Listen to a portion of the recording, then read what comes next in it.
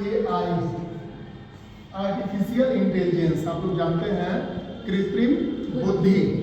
सबसे बड़ी बात है कि दुनिया में अभी चंद देशों में AI को लेकर के सबमिट हुई हैं।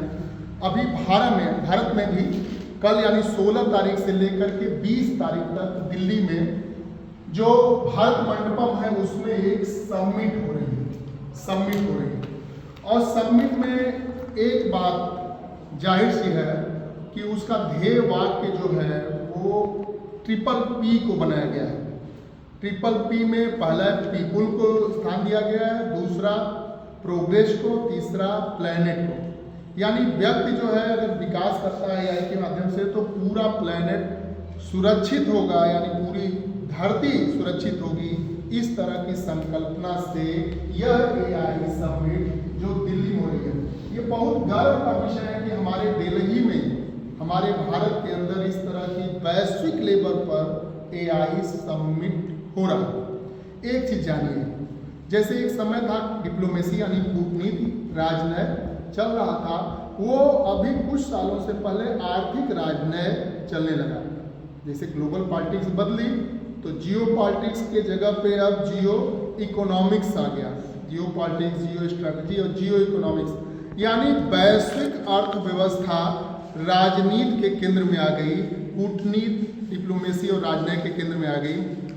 उसी तरह आज के समय में AI, ये जो AI है कृत्रिम बुद्धिमत्ता, यह राजनय यानी कूटनीति के केंद्र में आने वाली है।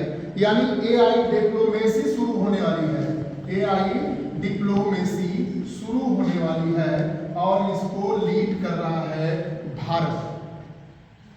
क्यों लीड कर रहा है? क्योंकि अब तक अमेरिका का वर्चस्व रहा है AI पे। ओपन AI जो ChatGPT देखते हैं या जो भी गूगल वगैरह का जेमिनी वगैरह देखते हैं, इसमें मोनोपोली थी अमेरिका की। उसके बाद डीपसीक के नाम पर चीन आ गया, यानी उसके मोनोपोली को तोड़ने का काम चाइना कर रहा है। तो अगर 70% भाग अकेले अमेरिका देख रहा है और 20-25% भाग चाइना देख रहा है, तो 5-7% में ही पूरी दुनिया का AI प्रोग्रेस समाहित है और AI में बहुत ज़्यादा रिसर्च करने की आवश्यकता है। तो भारत उसको लीड कैसे कर रहा है? तो एक तो भारत ग्लोबल साउथ का राष्ट्र है, तीसरी दुनिया का राष्ट्र है, और एक तो पूरे दुनिया में चौथे नंबर की बड़ी इकोनॉमी इसकी है, और तीसरे नंबर के हम AI में, आर्टिफिशियल इंटेलिजेंस में अपनी योग्यता, अपना दमखम रखते हैं और पूरे दुनिया में अपना परचम, अपना डंका हम मनवा चुके हैं।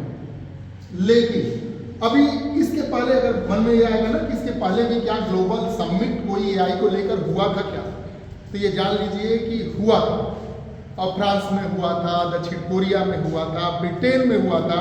अब जाकर के भारत जैसे देश में इस तरह का AI समिट हो रहा है। तो प्रगति मैदान जो है और उसका जो भारत मंडपम है उसमें हो रहा है। अब इसमें 700 से ज़्यादा इससे सेमिनार होता है, उसमें कार्यशालाएं होती हैं, 700 से ज़्यादा इसमें सेशन चल रहे हैं, सेशन, छोटे छोटे सत्र। और अच्छी बात यह है कि इसमें 30+ देशों के राष्ट्राध्यक्ष यानी प्रधानमंत्री, राष्ट्रपति या जो भी राष्ट्राध्यक्ष है वो आ रहा है, और लगभग सैकड़ों देशों से और प्रतिनिधि आ रहे हैं जो AI की जानकार है। साथ में ओपन AI यानी ChatGPT वाले भी आ रहे हैं, सबके CEO आ रहे हैं, ओपन AI के भी आ रहे हैं, गूगल के भी CEO आ रहे हैं, माइक्रोसॉफ्ट के भी आ रहे हैं, अमेजन के भी आ रहे हैं। यानी दुनिया के जितनी बड़ी टेक कंपनियां हैं उसके CEOs यानी उसके कार्यकारी प्रमुख भारत में इस समय पधार रहे हैं, भारत में शिरकत कर रहे हैं। तो कितनी बड़ी बात है, उनके अनुभव भी साझा होंगे और भारत की एक डिप्लोमेसी, जो अभी बता रहा हूं ना कि AI डिप्लोमेसी, उसके बारे में थोड़ा डिटेल बता दें। जैसे भारत ने कोरोना के लिए टीका बनाया और अपने पास सिर्फ नहीं रखा, वो पूरे दुनिया को सप्लाई दिया, खास तौर से गरीब मुल्कों को सप्लाई दिया जो कोरोना का टीका अपने यहाँ नहीं बनाए थे। और ये जानिए, इसी तरह भारत अगर AI के फील्ड में ज़्यादा से ज़्यादा बढ़त करेगा तो पूरी दुनिया उसका लाभ उठाएगा। यानी जो प्लैनेट शब्द है ना, उसका मतलब है कि पूरा दुनिया इसका लाभ उठाएगा। तो हम लोग क्या हैं, ग्लोबल साउथ के हम लोग क्या हैं, भविष्य के लीडर हैं, आज भी लीडर हैं। चाइना से हमें क्या मिलता है, खूब कंपटीशन मिलता है, लेकिन हम लोग ग्लोबल साउथ यानी थर्ड वर्ल्ड के लीडर हैं। अभी कहा जाता है ना कि दुनिया एक ध्रुवी नहीं है, बहुध्रुवी हो गई है। तो बहुध्रुवी वैश्विक व्यवस्था में जिस तरह से अमेरिका के साथ चीन भी एक ध्रुव के रूप में उभरा है। अभी चीन की नेवी पूरी दुनिया में नंबर 1 है हर फील्ड में। अभी ओलंपिक होगा ना तो आप मेडल में अंतर देखेंगे कि अमेरिका है, उसके बाद चीन है और भारत कितना कम है। लेकिन भारत तेजी से ग्रोथ कर रहा है हर फील्ड में, इसीलिए भारत ने इसमें भी जैसे सोलर इंटरनेशनल सोलर अलायंस हमने बनाया, रिन्यूएबल एनर्जी में हम एक स्थान रखते हैं, उसी तरह ओपन एआई में भी हम एआई में भी अपना स्थान रखेंगे।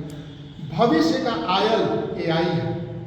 अब एक जगह फंस रहा है कि एआई में जब हम बढ़ रहे हैं तो समस्याएं कहाँ आ रही हैं, तो एआई में बढ़ने से एक रुकावट है, जो हम चिप निर्माण नहीं कर पा रहे हैं, जो हम अच्छे सेमीकंडक्टर्स का प्रोडक्शन नहीं कर रहे हैं। तो आप जानते हैं कि डीआरडीओ ने बहुत अच्छा काम किया सेमीकंडक्टर के फील्ड में। अभी साल भर में बहुत प्रोग्रेस किए, कई फैक्ट्रियां भी लगी, ताइवान की मदद से भी लगी। दुनिया में ताइवान नंबर 1 है सेमीकंडक्टर में।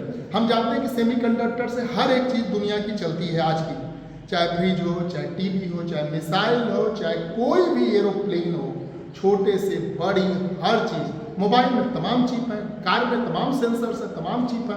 तो सेमीकंडक्टर यानी चिप्स टेक्नोलॉजी में हम लोगों को थोड़ा सा और प्रोग्रेस करने की आवश्यकता है। अगर हम प्रोग्रेस कर गए तो हम एआई के फील्ड में अच्छा डेवलपमेंट करेंगे, अच्छे चिप और सेमीकंडक्टर बनाएंगे, तब हम जो ओपन एआई है, चैट जीपीटी है या डीपसीक है या ग्रोक है या जेमिनी है, उससे बेहतर एआई प्लेटफॉर्म बनाएंगे और दुनिया को देंगे।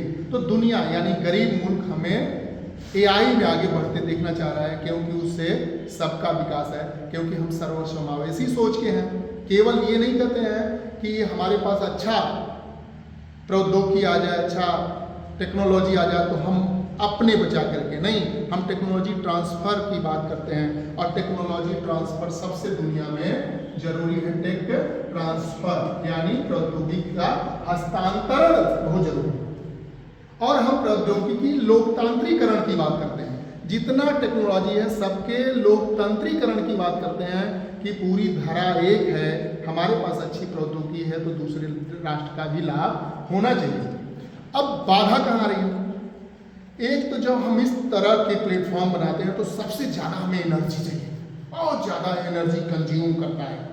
तो हमें प्रोडक्शन लाइन बहुत ज़बरदस्त चाहिए, और उसके लिए हमें क्या करना होगा, एटॉमिक जो एनर्जी है उसको बढ़ावा देना होगा।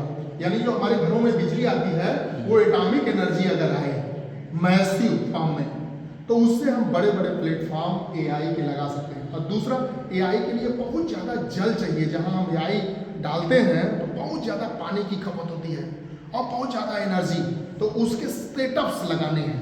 और भारत के हर प्रदेश में टारगेट बना करके इस तरह के सेटअप लगाने पड़ेंगे।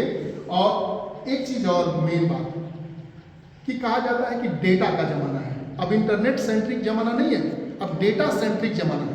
और कहते हैं कि भारत में क्या है, सबसे ज़्यादा ह्यूमन रिसोर्स है, यानी सबसे ज़्यादा डेटा भारत में ही है। और सारा लड़ाई डेटा को लेकर के है। अगर ज़्यादा रिच डेटा है तो हम ज़्यादा रिच एआई बना सकते हैं, क्योंकि एक व्यक्ति का डेटा हजारों होता है और 140 करोड़ के डेटा देखिए अनगिनत होंगे। और वो डेटा अगर एक जगह आ गए, क्वांटम कंप्यूटर, सुपर कंप्यूटर के माध्यम से एआई से कनेक्ट कर देंगे, तो हम एक एक समस्याओं का निराकरण कर सकते हैं। और भविष्य में कौन सी समस्याएं आएंगी, फ्यूचरिस्टिक समस्याओं को भी हम देख सकते हैं एआई के माध्यम से।